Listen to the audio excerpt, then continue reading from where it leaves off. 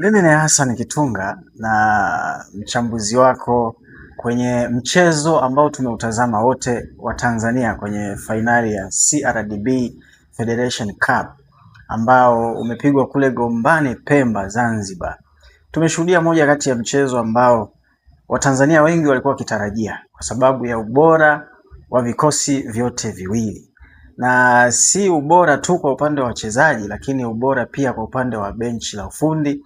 Ukiangalia mwalimu Steve Barker wa Simba ni mwalimu mwenye CV kubwa, lakini Furahi Benge sote tunafahamu ubora wake kwenye soka barani Afrika. Na moja kati ya mechi ambayo mimi binafsi imenivutia kutokana na ubora wa vitu vyote hivyo ambavyo nimevitaja. Pamoja na hiyo, Simba wamechukua ubingwa, na moja kati ya tukio kubwa zaidi ni tukio la Faisal ambalo wengi yawezekana walikuwa wakijiuliza ile straight red card ni kwa nini imetoka kwa Faisal. Kwa sisi ambao tumetazama na jinsi ambavyo tumeona, watu wanajiuliza maswali mengi, wengine wakipinga, wengine kila mtu amekuwa akizungumza la kwake. Lakini kama ulitazama mpira, ukiangalia Faisal alikuwa akikokota mpira akielekea kwenye lango la Simba, na Libase Geye alikuwa akimbugudhi asiweze kwenda kule. Faisal alikuwa na option ya kufanya, alikuwa na option ya kusimama, mwamuzi akapuliza filimbi na ikawa foul. Lakini option aliyoifanya Faisal, yeye alipanic baada ya kubugudhiwa, na baada ya kupanic, na sote tuliona, alirusha ngumi na kumpiga Libase Geye. Sasa hapo amefanya tukio hilo, na bahati mbaya zaidi mwamuzi na yeye alikuwa karibu kwenye eneo la tukio lile, na ndipo alipoenda na wala hakuteteleka, akaenda kutoa ile straight red card ambayo ilikwenda kumtoa Faisal. Lakini kumekuwa na malalamiko mengi kwamba Simba imependelewa, Simba imefanyaje kutokana na hiyo kadi nyekundu. Lakini kiukweli kabisa, ukiangalia kwa mchezaji kama Faisal kufanya tukio kama lile, kwanza ni aibu. Kwa upande wangu naona ni aibu, kwa sababu kwa sasa hivi kwa Tanzania ukizungumza, moja kati ya wachezaji ambao tuseme ni pendwa ama wachezaji ambao ni tegemezi kwenye timu ya taifa, na hata kwenye timu ya Azam, tunamzungumzia Faisal. Faisal ni miongoni mwa wachezaji ambao ni Tanzania icon. Yaani ukizungumzia Tanzania huwezi kuacha kumzungumzia Faisal. Sasa kwenye tukio kama lile, tunapozungumzia masuala ya kisport, tukio kama lile amefanya kosa kubwa sana.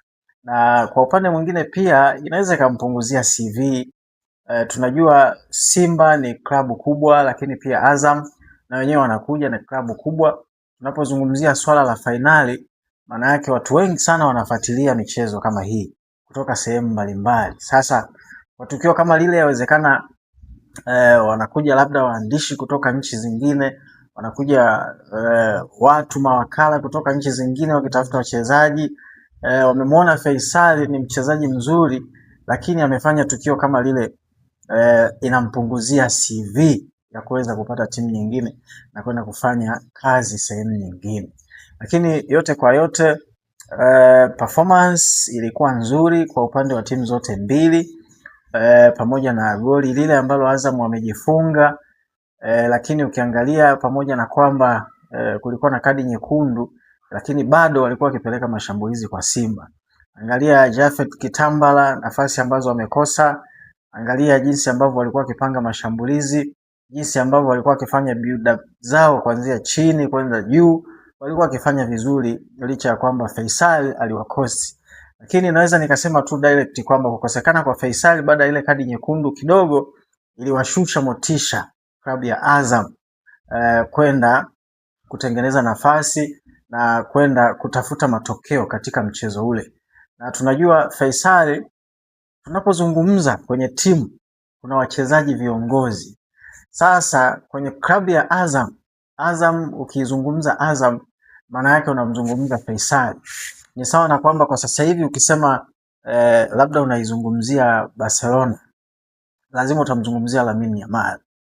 Wengine labda unaizungumzia Real Madrid, utamzungumzia Kylian Mbappe ama Vinicius Junior. Hao ni icon wa timu. Sasa anapokosekana mtu kama Faisal ambaye ndo icon wa timu, kidogo hata wachezaji wengine zile morali za kuweza kuendelea kupambana zinashuka. Lakini yote kwa yote, it was very good, it was fantastic final ambayo nimeshuhudia kuiona katika siku hizi za hivi karibuni. Watu wote, timu zote zilikuwa zimejipanga vizuri, walikuwa wamejipanga vizuri kuanzia kwenye benchi la ufundi, kuanzia kwenye wachezaji, kuanzia kwenye tactical, kwenye mifumo ya kiuchezaji uwanjani, walikuwa wamejipanga vyema sana.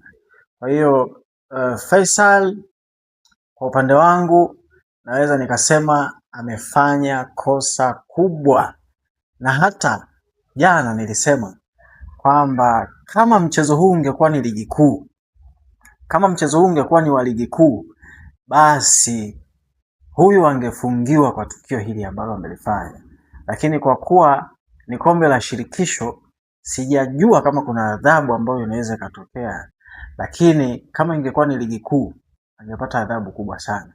Amefanya kosa kubwa, na kiukweli kwa hadhi yake hakupaswa kufanya hivyo. Kwa upande mwingine, nimeangalia na nimeona pia uongozi wa Azam wakitoa maneno kwa TFF na wakisema kwamba TFF uongozi wake haufai, lakini pia wakisema kwamba marefa wa Tanzania hawafai kutokana na mchezo ule, lakini pia Simba imependelewa kwenye ule mchezo. Lakini pia nimeona kwamba hata medali pia kuna baadhi ya wachezaji waligoma kuvaa, baadhi ya viongozi waligoma kuchukua zile medali, wakituhumu TFF, wakituhumu kwamba marefa wamependelea ule mchezo. Mimi nataka niseme kitu kimoja. Unajua soka la Tanzania kwa sasa hivi limepiga hatua kubwa sana, na usingekuwa uongozi huu wa TFF, hata Azam hapo walipo wasingeweza kufika mpaka sasa hivi. Lakini Azam wapo hapo na wameshika nafasi ya 3 kwenye ligi kuu soka Tanzania bara. Angalia wamecheza mechi ngapi? Wamecheza mechi sehemu tofauti za ligi kuu. TFF imeboresha viwanja. TFF, marefa hao ambao wamewasema wanawapendelea ndo hao ambao wamechezesha michezo hiyo iliyowafanya hao Azam waweze kufika katika nafasi ya 3. Sasa unapokuwa kiongozi unatuhumu viongozi ambao wewe wamekuongoza uweze kufanya mambo yako, uweze kufanikisha mambo yako ya kisoka. Unapotuhumu kitu kama hicho,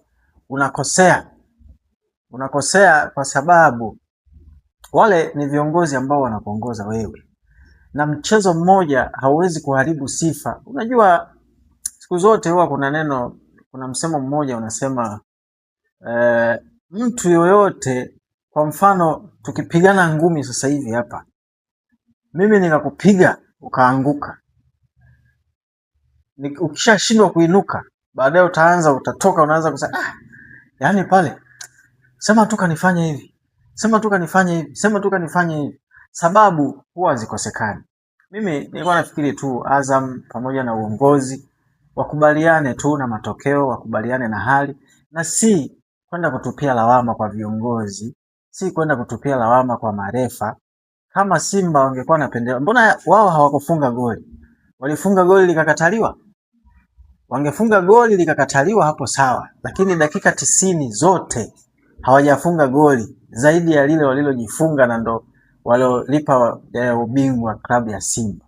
Lakini kama wangefunga goli alafu likakataliwa, hapo ndo ingekuwa sawa kuwalaumu marefa. Mimi nafikiri uongozi wa Azam wakae chini, wajitafakari, wakae chini, waangalie namna ya kujipanga. Ukianguka inuka, uangalie namna ya kwenda mbele na si kutoa sababu.